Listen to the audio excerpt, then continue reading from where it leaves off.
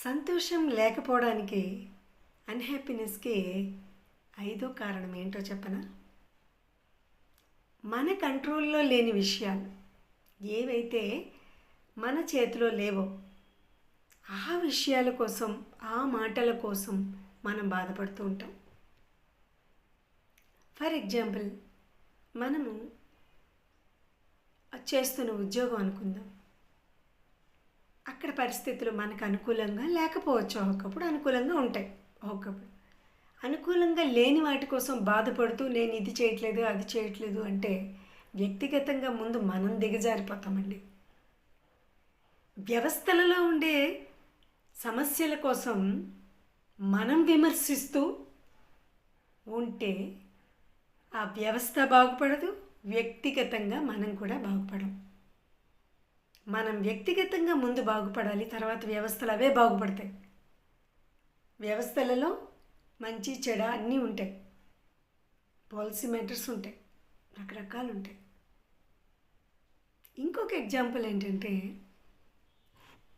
మన చుట్టూ ఉండేవాళ్ళు నా దగ్గర సపోజ్ ఫర్ ఎగ్జాంపుల్ స్టూడెంట్స్ అనుకుందాము, లేదా యంగ్స్టర్స్ అనుకుందాము. ఏమి చదవలేదు అని అంటే ఏదో చదవడానికి రకరకాల కారణాలు చెప్తారు.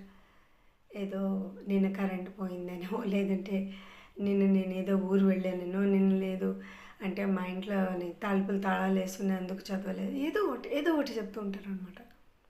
వాటి వల్ల పోయేది ఎవరు? మనమే.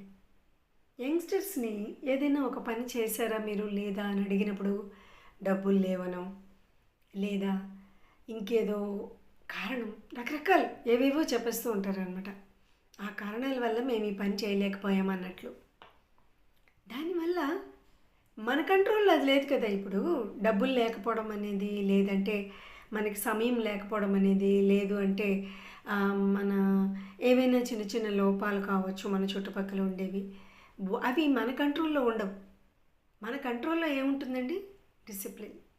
మనని మనం మార్చుకోగలం, మనం మన కంట్రోల్లో ఉంటాం. కాబట్టి ఎప్పుడు కూడా ఏదైనా అన్‌హ్యాపీనెస్ పెంచుకోకుండా తగ్గించుకోవడానికి ప్రయత్నించాలి.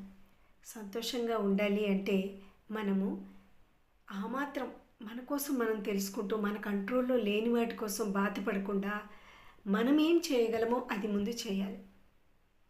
ఏమీ చేయకుండా ఎవరి మీదో నెట్టేస్తూ ఎంతకాలం మనం బ్రతకగలం? ఒక్కసారి ఆలోచించండి.